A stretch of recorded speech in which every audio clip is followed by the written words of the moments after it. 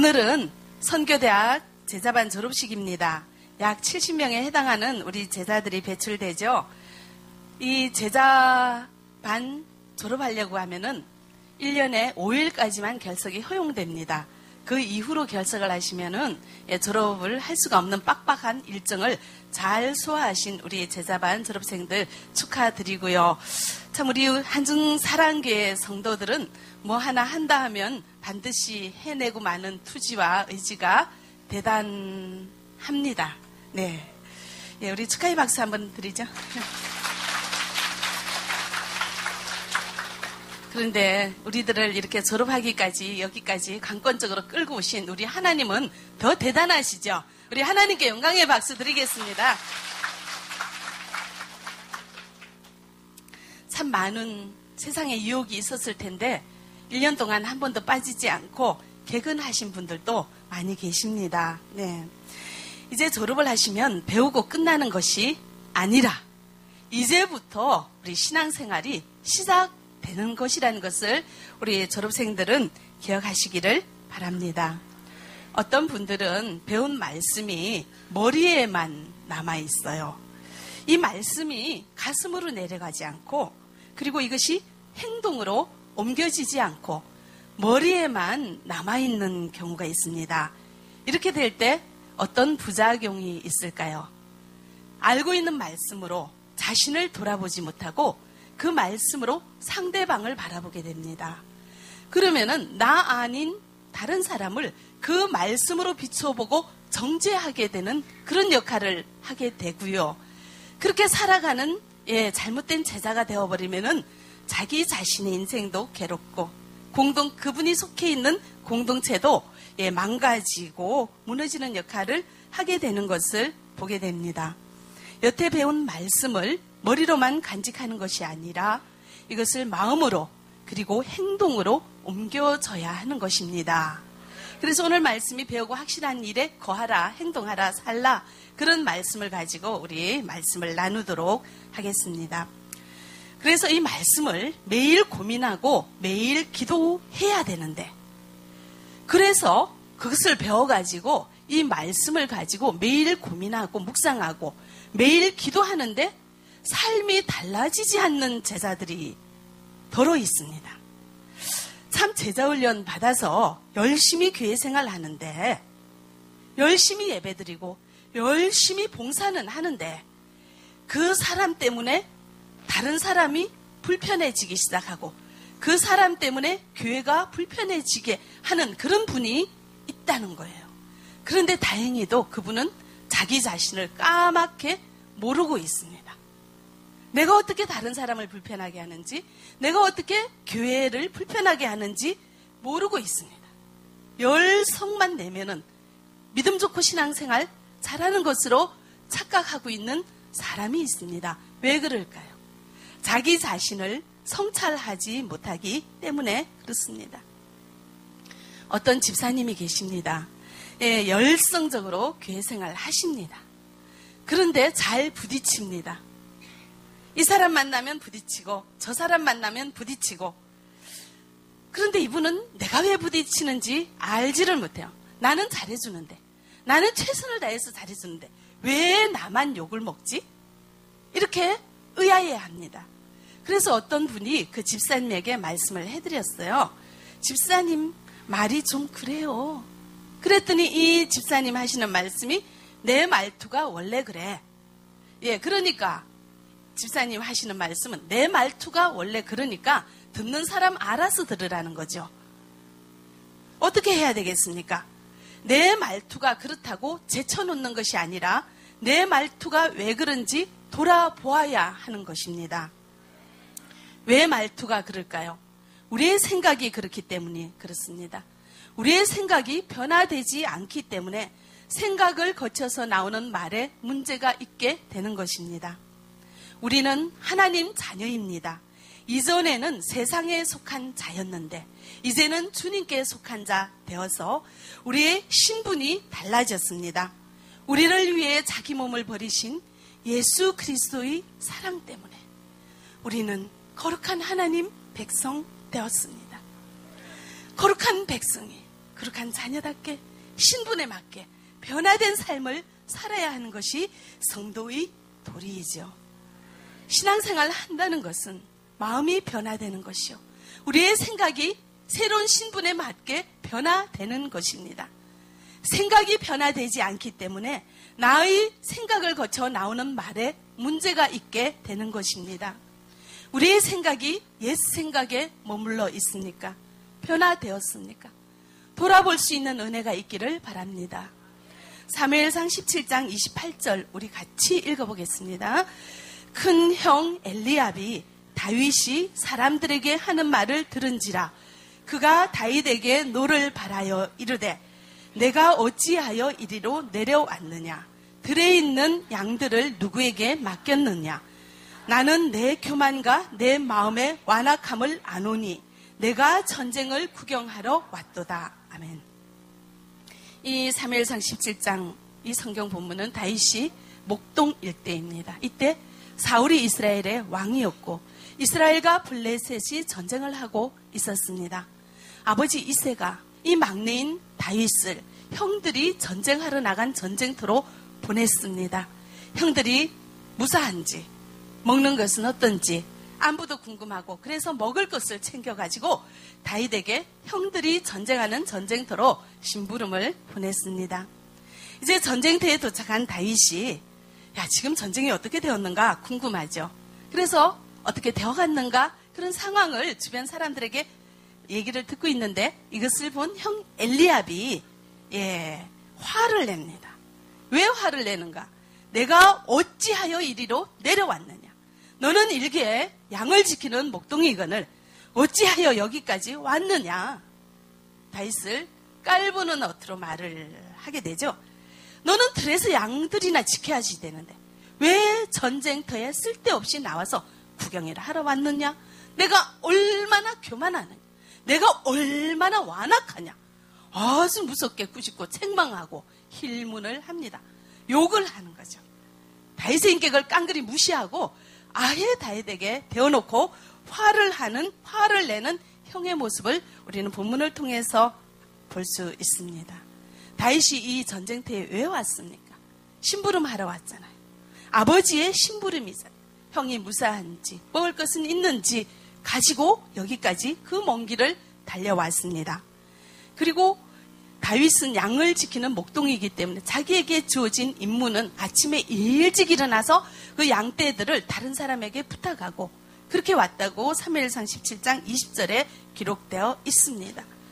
자, 이런 다윗을 만나는 형이 어떻게 해야 될까요?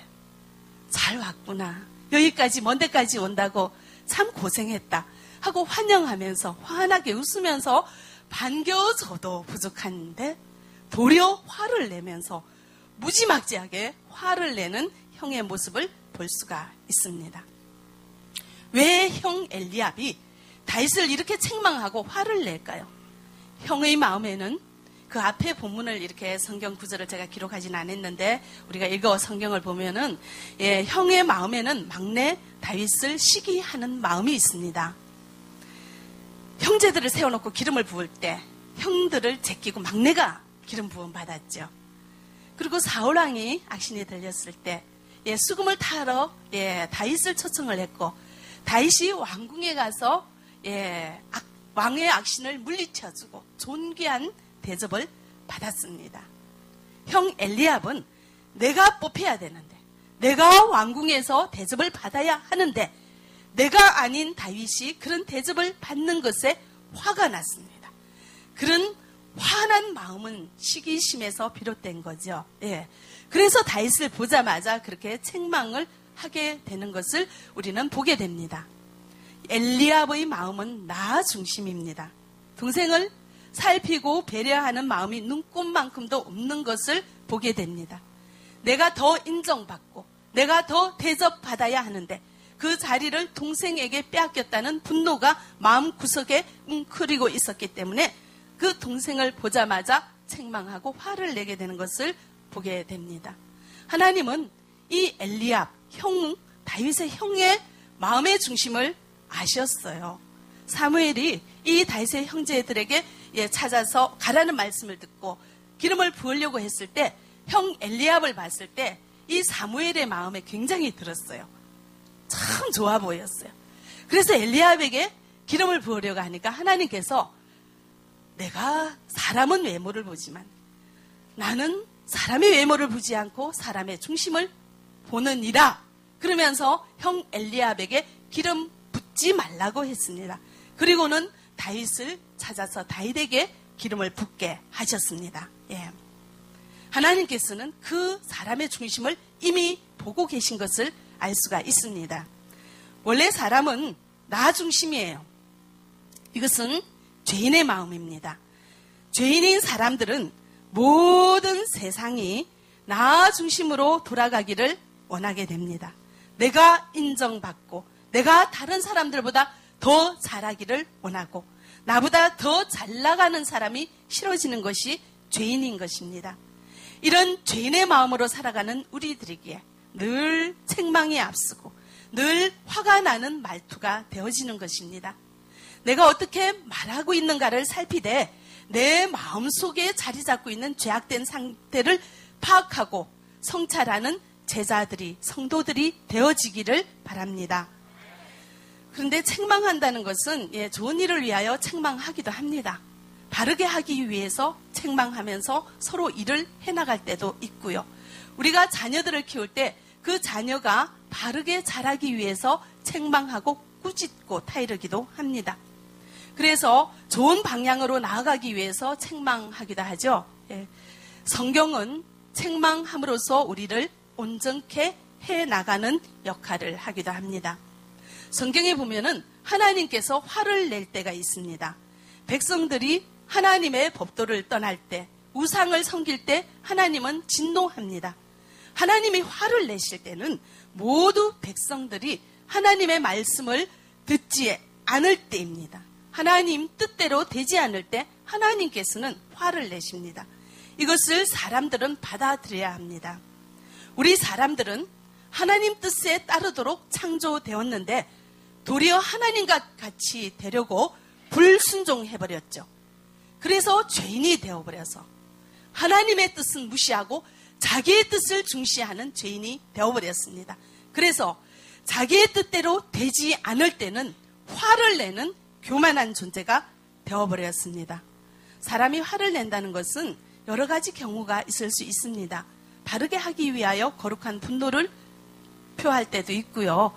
억울할 때 화를 내기도 하고 여러 가지 상황에 따라서 감정의 표현이 화라는 감정으로 나타나기도 합니다. 그런데 오늘 말씀에는 내 마음대로 되지 않는 세상 앞에서 내 뜻대로 되지 않는 상황 앞에서 우리가 화를 내는 그런 상황도 있다는 것을 살펴보고 있습니다. 우리 역대상 26장 19절 우리 같이 읽어보겠습니다. 우시야가 손으로 향로를 잡고 분향하려 하다가 화를 내니 그가 제사장에게 화를 낼 때 여호와의 전 안 향단 곁 제사장들 앞에서 그의 이마에 나병이 생긴지라.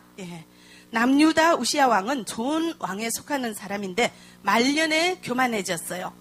제사장이 분향하는 것이 하나님의 법인데 이 왕이 성전에 들어가서 본인이 향단에 분향하려고 합니다.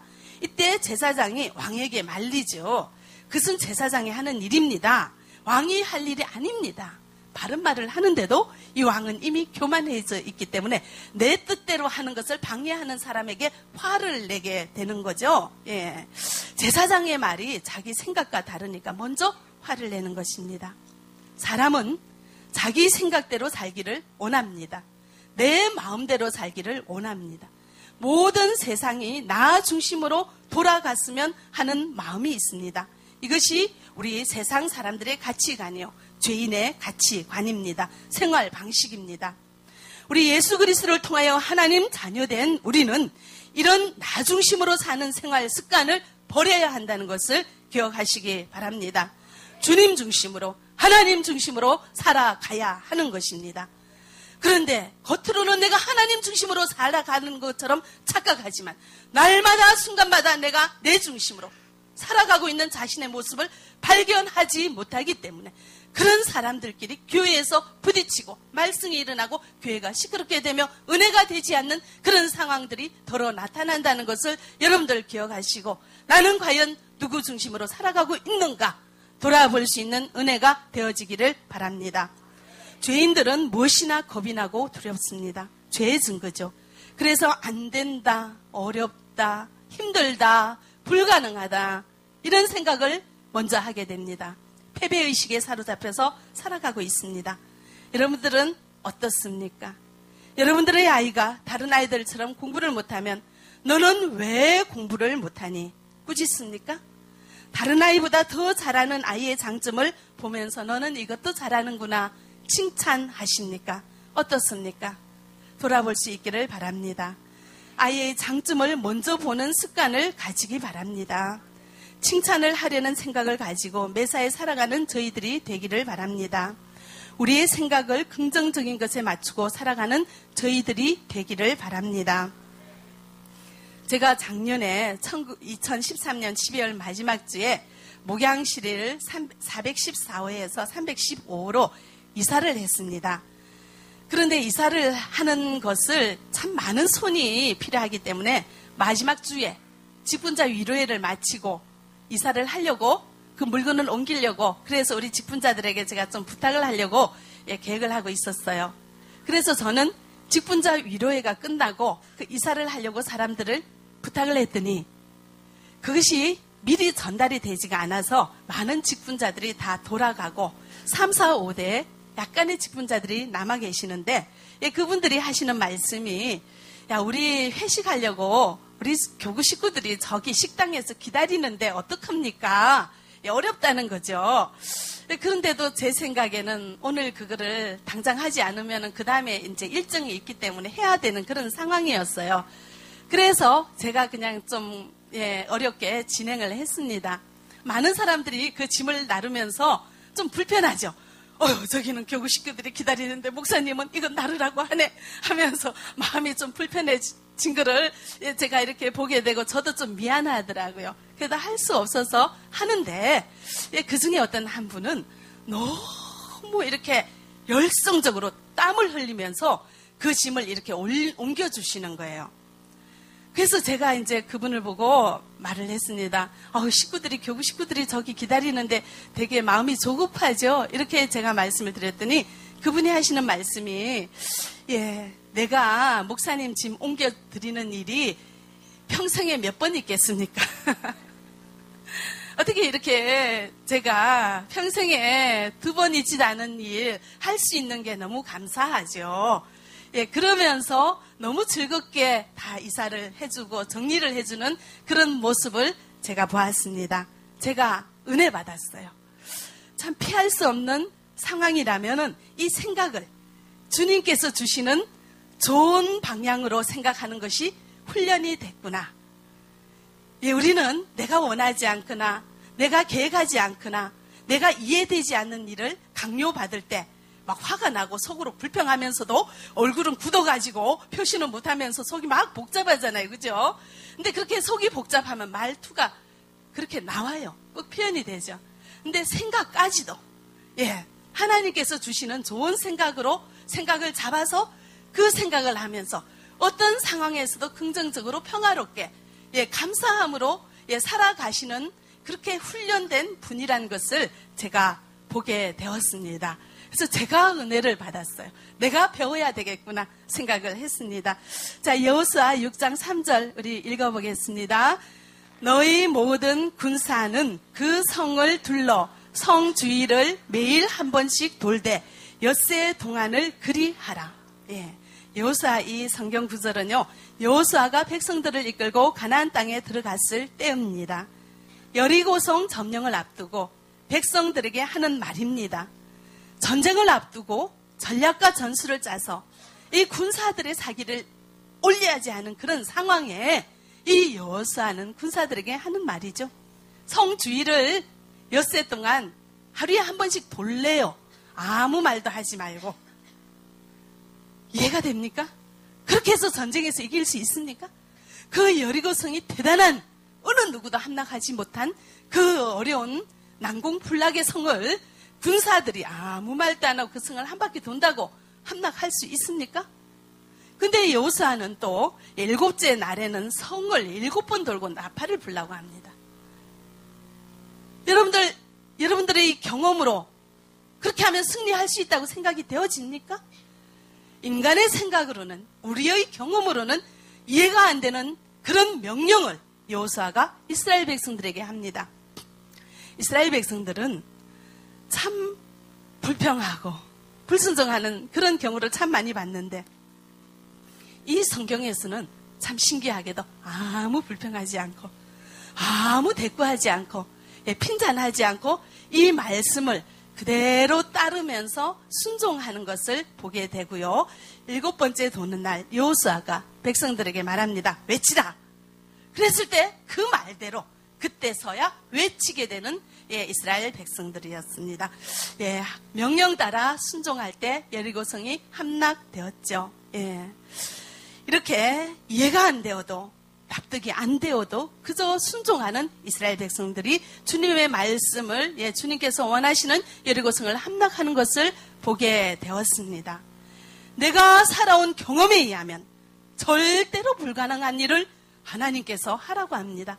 이럴 때 여러분들은 어떤 생각을 하십니까? 불평이 먼저 생깁니까? 부정적인 생각이 먼저 생깁니까? 아니면은 주님이 하라고 하는 대로 해야지 긍정적인 순종하는 마음이 먼저 듭니까? 우리의 생각을 순간순간 여러분들 살펴보는 은혜가 있어지기를 바랍니다. 불평하지 않고 따지지 않고 부정적으로 판단하지 않고 무조건 순종하는 이스라엘 백성들을 보았습니다. 우리는 어떻습니까? 돌아볼 수 있기를 바랍니다. 내 경험으로 이해되는 일만 하십니까? 주님이 주시는 일이면 무엇이든지 감사함으로 순종할 수 있습니까? 돌아보는 은혜가 있기를 바랍니다. 저희 어린이 교회에서 어린이집을 꾸미고 있습니다. 여러 가지 방법을 생각하면서 이쁘게 꾸미려고 합니다. 근데 제가 여기서 동참하는 사역자들에게 얼마나 고마운지요.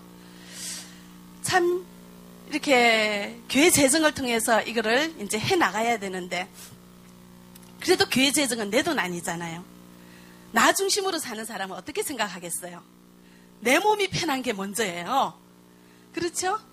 그 뭐 공공으로 쓰이는 돈이 많이 나가든 적게 나가든 상관 안 하고 내 몸 편하는 대로 하자고 할 거예요.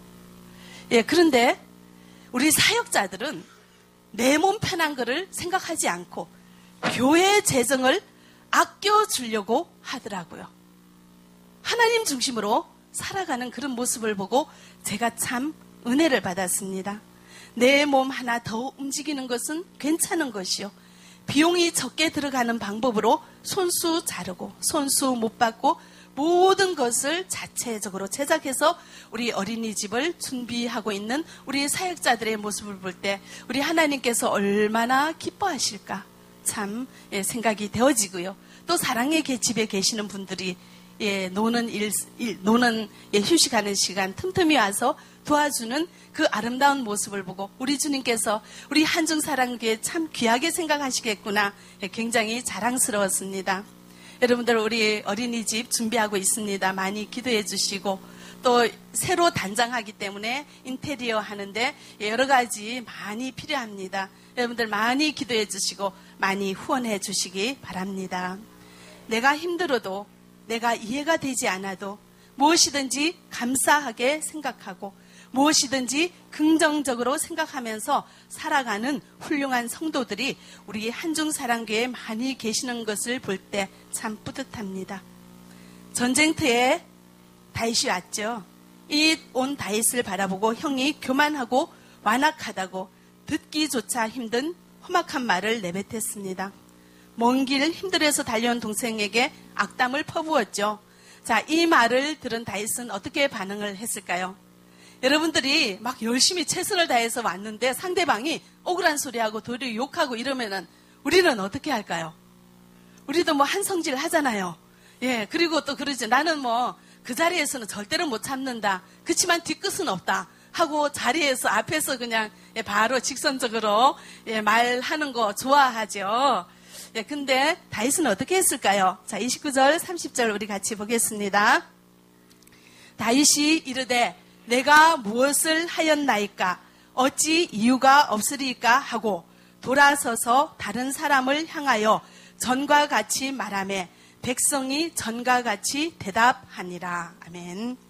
내가 여기 온 이유가 있죠. 조심스럽게 대답하면서 아무 일도 없었다는 듯이 다른 사람과 편안하게 이야기를 하고 있습니다. 화를 내지 않고 온유하게 부드럽게 대답하는 다윗의 모습을 우리는 볼 수가 있습니다.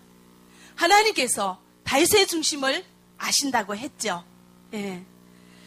하나님께서는 나 중심으로 사는 형 엘리압은 내가 더 대접을 받지 못한 것으로 인해서 화를 냈지만 하나님 중심으로 살아가는 다윗은 그런 억울한 상황에 그렇게 모욕을 당하는 그런 상황에서도 주님 말씀 기억하고 주님이 원하시는 데 생각을 맞춰서 그렇게 행동하고 반응하는 것을 볼 수가 있습니다.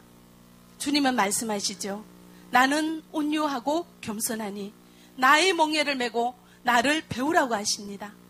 주님이 원하시는 것이 온유함이니 겸손함이니 화를 같이 낼 필요가 없는 것입니다. 여러분들 살아가노라면 욱할 때 많이 있죠. 그럴 때 생각을 바꾸시기 바랍니다.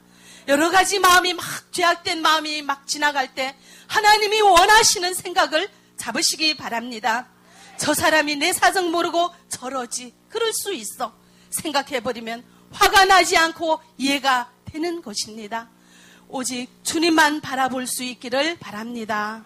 자, 오늘 제자반에게 주시는 말씀 우리 같이 한 목소리로 읽어보겠습니다. 그러나 너는 배우고 확신한 일에 거하라. 이 말씀대로 살아가는 우리가 되어지기를 바랍니다. 나 중심으로 살아가는 사람은 늘 불만스럽습니다. 65억 중에 내 중심으로 세상이 돌아가야 되는데 어찌 세상이 그렇습니까? 그렇지 않잖아요. 그러니까 모든 상황이 불만이요. 모든 상황이 불평스럽고 모든 상황에 화가 나는 것입니다. 늘 마음에 화가 나 있으니 그 말투가 화가 나고 그 말투가 책망스럽고 그 말투가 상대방에게 상처가 되는 말투가 되어버린다는 것입니다.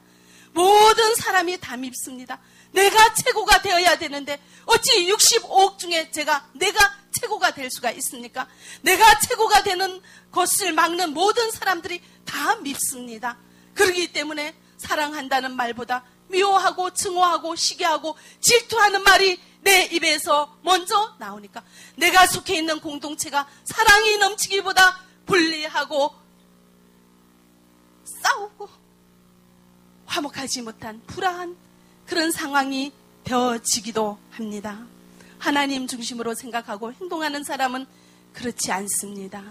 하나님이 주시는 생각을 붙들고 하나님이 주시는 말씀을 생각하면서 그 말씀 따라 생각하고 그 말씀 따라 말하고 그 말씀 따라 행동하는 주님의 제자가 되어지기를 바랍니다. 여러분들은 어떻습니까? 하나님께서는 우리를 사랑하십니다. 얼마나 사랑하십니까? 독생자를 주시기까지 우리를 사랑하십니다. 하나밖에 없는 예수 그리스도를 주시기까지 우리를 사랑하시는 우리 주님의 사랑을 기억할 수 있기를 바랍니다. 그 사랑 때문에 우리가 하나님 자녀 되었고 지금 제자반 졸업까지 하게 되는 이 은혜를 기억하는 은혜가 있어지기를 바랍니다. 우리 주님의 사랑을 가슴에 품고 우리 주님의 사랑을 기억하면서 우리 주님만 바라보실 때 우리의 생각을 주님 앞에 고정할 수가 있습니다. 우리의 생각을 주님의 말씀에 맞출 수가 있습니다. 그리하여 죄악되고 부패한 우리의 심령을 말씀에 비춰 돌아볼 수 있게 된다는 것을 기억하시기 바랍니다. 무늬만 신자가 되지 마시고 모양만 경건한 자가 되지 마시고 주님 말씀 따라 생각하고 주님의 생각 따라 말하고 주님이 원하시고 기뻐하시는 대로 행동하고 순종하는 우리가 되어지는 역사가 있어지기를 원합니다. 이제 졸업하시는 우리 제자반 졸업생들 여러분들 한 사람 때문에 여러분들 있는 곳이 화목하기를 바랍니다. 여러분들 있는 곳에 하나님의 사랑이 넘쳐나기를 원합니다. 여러분들 있는 곳에 하나님 나라의 풍성한 열매가 꽃 피어지는 역사가 있기를 원합니다. 자신을 성찰하는 은혜가 있기를 원합니다. 기도하겠습니다. 사랑의 하나님, 참 감사합니다. 우리들 무늬만 모양만 신자가 되지 아니하게 하시고 저희들 심령을 돌아보는 자 되게 하시고 말씀을 붙들고 순종하는 주님의 우리의 생각을 주님의 생각에 맞추고 우리의 생각을 주님의 말씀에 맞추고 날마다 성찰하며 순종하는 저희들 제자 되게 하여 주시옵소서. 예수 그리스도의 이름으로 기도합니다. 아멘.